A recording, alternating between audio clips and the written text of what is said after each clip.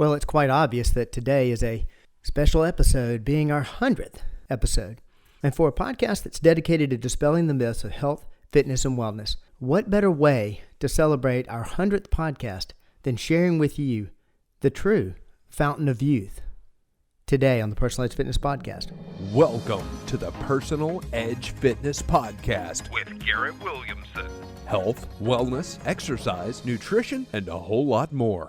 Got questions? Call us and leave a message at 251-278-EDGE or message us at Personal Edge Fitness on Facebook and Instagram, at Team PE on Twitter, or personaledgefitness.com. Good day and welcome to the Personal Edge Fitness Podcast. I'm your host, Garrett Williamson, president of Personal Edge Fitness. Thank you so much for joining us today on what is our 100th episode. I'm quite excited to be sharing this with you. My wife happens to be in the other room giving me a thumbs up. I've even got a few of my dogs here in the room. They think it's a rather big occasion. Maybe I'm making more out of it than it actually is, but it does mean a lot to me that we started this journey back in June 1st of 2019. Prior to any of us using the word pandemic in our daily lexicon. And I'm proud to still be here putting out and dispelling the myths of health, fitness, and wellness. Before we get going, I want to tell you how to get in touch with us if you had any questions about the myths of health, fitness, and wellness, or about our topic today, which is the fountain of youth. You can reach out to me at Garrett, Garrett, at personaledgefitness.com. You can also contact us via our website, which is,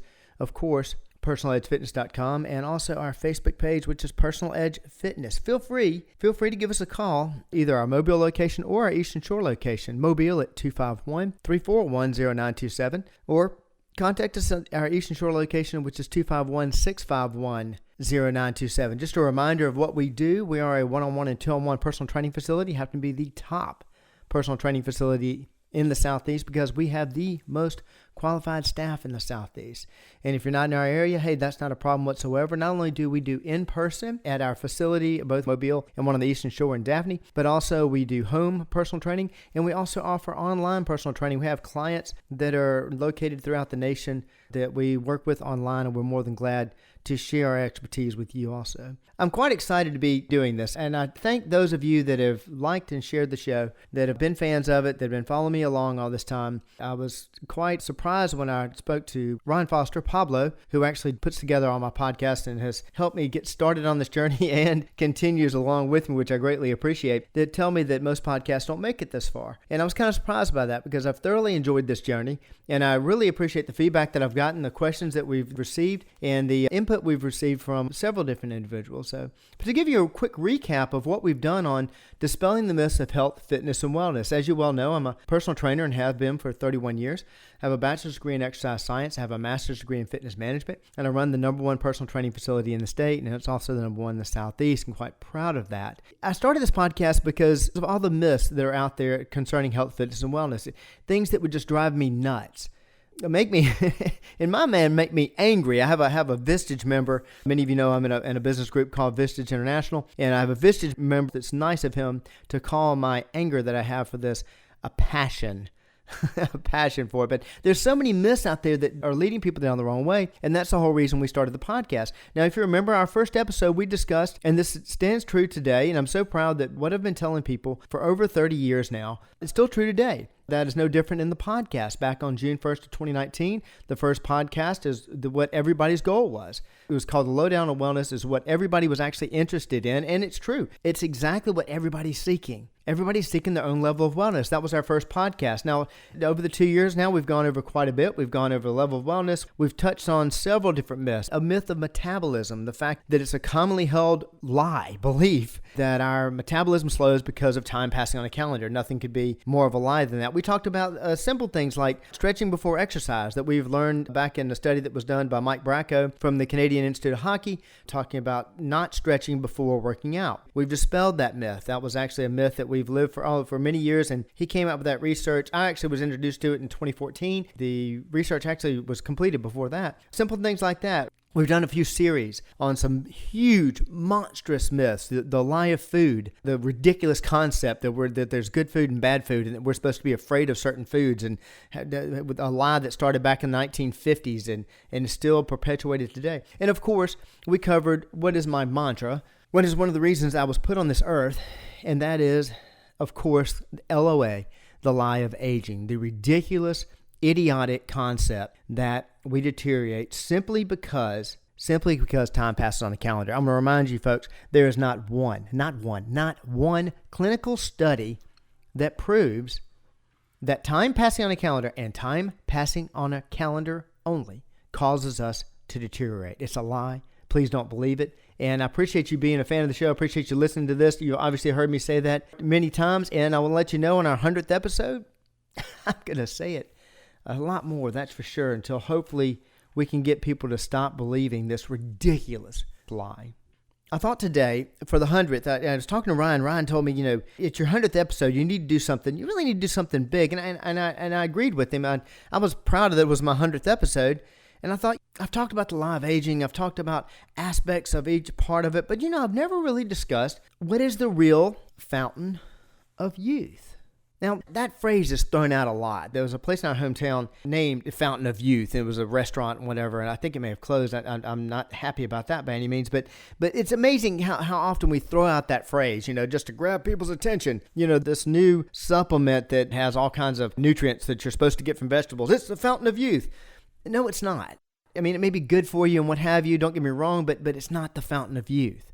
There is a true Fountain of Youth, and it's amazing to me how this is a common phrase used a lot in medicine. If you hear hooves, don't go looking for zebras. Go looking for horses. In other words, don't go looking for the most abstract, weird thing. Look at the most common thing. And the reason I bring up that phrase is that too many times, we are looking for that answer. And we're getting a magnifying glass out and trying to go in the farthest reaches to find an answer to that question when a lot of times the answer is right there in front of us. I think it's so commonplace we just choose to ignore it. I'll give you an idea of going to ridiculous lengths to find the Fountain of Youth. If you speak of the Fountain of Youth and you delve into it and study the history of it, you've got to come across the man's name, Ponce de Leon. Ponce de Leon was an explorer. He did a lot of exploring, especially in Florida. There's a lot of things named for Ponce de Leon in Florida. And the thing that Ponce de Leon was looking for when he came to the quote-unquote New World, he was looking for the Fountain of Youth. Now, please, you guys that are astute students of history, I'm not. I'm a student of history and absolutely love history, but I may not be as astute as you, so please don't pick on me on the details on this. But in general, Ponce de Leon would go to different civilizations and he would think that there's the Fountain of Youth. So he would capture the leader and demand that he take him to the Fountain of Youth. And the word got out that he was doing this, and the different tribes and what have you learned that all you got to do is tell him it's the next village. Go capture those guys. He went all over looking for the Fountain of Youth. He went to a whole new land looking for the Fountain of Youth. And the reason I bring up this story is that too many times we are looking for that strange pill, that miracle cure. That, have you heard of this thing? Oh, you can't get it anywhere. It comes from the Amazon. It costs millions of dollars. You've got to drink it or lick it or what. I mean, it's amazing the things that we look for to find the Fountain of Youth when we're basically all like Dorothy at the beginning of the Yellow Brick Road. And it's true. Dennis Miller did a great comment on that. I thought was kind of funny. He talked about the very end of the Wizard of Oz when Glinda the Good Witch tells Dorothy she had the ability to go home the whole time. And Dennis Miller said, I'm amazed that she didn't turn around and slap Glinda. You could have told me that 2 hours ago. Been through flying monkeys and all this kind of crazy stuff. Well, that's what I'm telling you. You have the answer. There is an answer to the Fountain of Youth. Not indirectly, not just a glorified phrase. I mean the Fountain of Youth. After all that, don't you want to know what it is? Simple, folks. Very simple. It is so simple that I'm worried that once I tell you the 3 things that make up the Fountain of Youth, you're going to say, oh yeah, I've heard that before, turn it off. I was hoping it was going to be some kind of weird pill or whatever. Hear me out on this. It is this simple. And I'll show you how we have avoided it for so many years. Here it is, real simple. Fountain of Youth, activity, water, protein. If anybody tells you it is more difficult than that, they are lying to you. They are trying to sell you something, or, as in many cases, they're just making excuses for themselves. Activity. Why is activity? Well, it's pretty simple. I'm not doing these podcasts very long now. I have other podcasts that talk about each one of these entities. If you want to go deeper, or if you're interested in more information, hey, contact me, Garrett, Garrett, at personaledgefitness.com. Be more than glad to discuss with you in depth each one of these. But briefly, activity. You don't use it, you lose it. Period. That's not just a neat phrase. That's true. You don't exercise a muscle, you'll lose it. Period. You'll do that at 18 years old. You'll do it at 14, 15, 32, whatever magic age you think is young. You don't use your muscles, you will lose them. It doesn't just happen because time passes on the calendar. Oh, that happens at 70, but you can't lose it at 18, 12, 13. Yeah, you can. You sure can. You don't use it, you'll lose it. Activity is number one. Number two is water. You hear me talk about water all the time. Here I am, my water bottle here. If you're watching me on social media, you see I've got it in my hand. It's not just a ploy. You won't see me without it.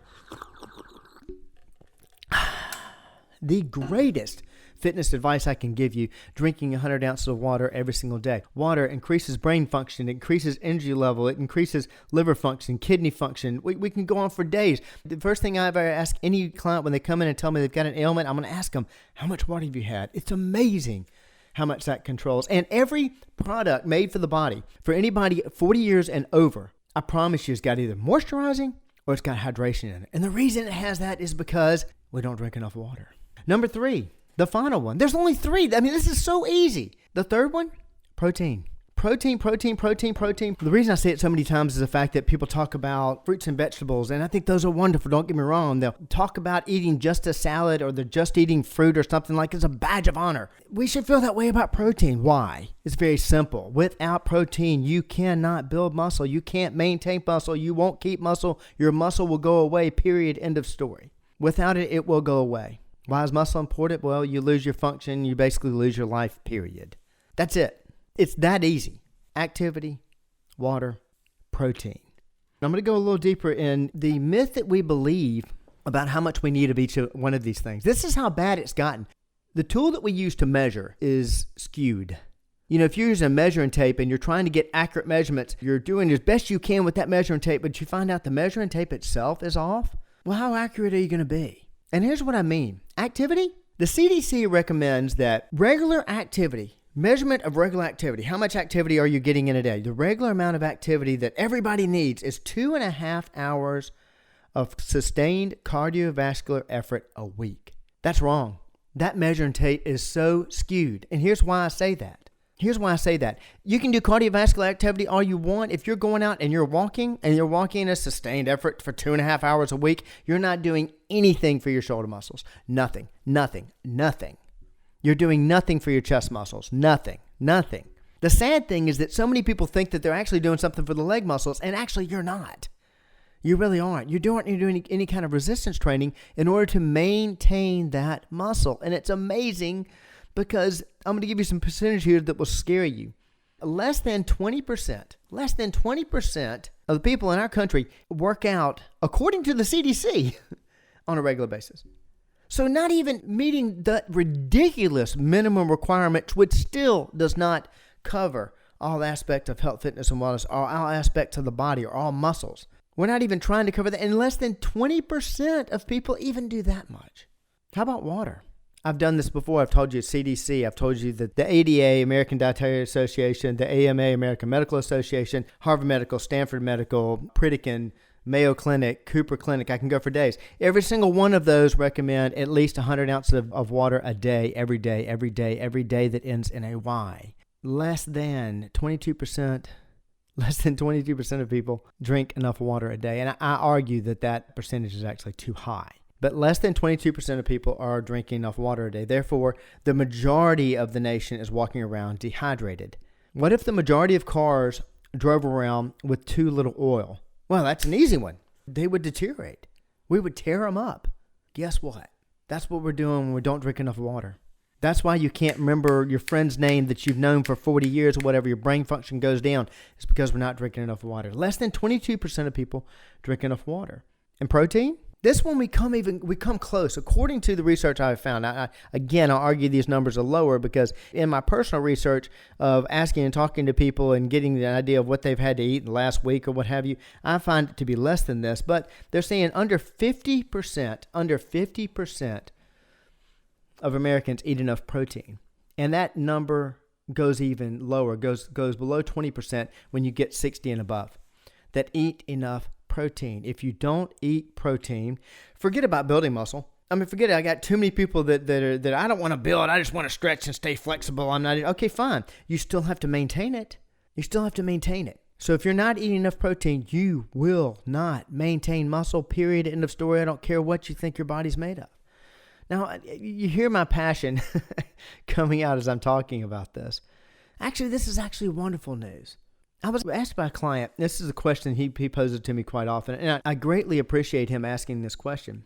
And he does it to me all the time. He says, Garrett, well, if that's true, if you believe this law of aging, you believe that time passing on the calendar really doesn't cause it to deteriorate, then why are there not people walking around and marathoners at 100 plus years old, and why aren't all these things that you're talking about coming true? Well, it's actually very easy. Look at the percentages I just told you. Less than 22% of people in America drink enough water. Less than 20% exercise regularly, according to the CDC guidelines. So far less than that actually exercise all their muscles. And less than 50% eat protein. Now, why? To answer my friend's question of why do we not see people walking around doing that? Well, this math goes way over my pay grade, but of the percentage of people that I just said, the 22% that drink enough water, or less than 22% drink enough water, the less than 20% that exercise, and the less than 50% that eat protein, how many of those do all three? I did ponder that a while, and if there's a math genius out there that knows how to mathematically figure that out, please, I'd love to know that number, because there's your answer. Why don't we see people like this? Well, these unicorns are extremely few and far between. I'm blessed enough that I've actually known some of them, and I have to tell you, sadly, many of them have been treated like freaks. Oh my God, your genetics must be good. Oh my gosh, look at you. You're just fit. You're just made that way. No, they're taking care of themselves. And the great news, the wonderful news about it is you can too. It is that simple. The answer is right in front of you. The answer is available to all of us. You want to live longer? You want to have better energy? You want to see your kids grow up? You want to see your grandkids? You want to see your kids get married and have grandkids? You want to see your great-grandkids? Water, activity, protein. It is that simple. I appreciate you listening to me. I appreciate you allowing me to get on my favorite rant. And it's one that I'm going to carry on past this 100th episode. It's one that I'm going to dedicate myself to, making sure that everybody understands how easy this actually is, and that we can easily live well beyond our expectations and have a far better level of wellness. Thank you so much for listening today. Reach out to me at Garrett, Garrett, at personaledgefitness.com. If you have any questions, contact me at our website at personaledgefitness.com or our Facebook page. Thank you. Thank you. Thank you so much for paying attention today. Thank you so much for listening. Please like and share it with others so that we can help them increase their level of wellness. Thanks for listening to the Personal Edge Fitness Podcast with Garrett Williamson. Subscribe now and be a part of the show by calling 251-278-EDGE or message us on Facebook and Instagram at Personal Edge Fitness or at Team PE on Twitter, and visit us at personaledgefitness.com.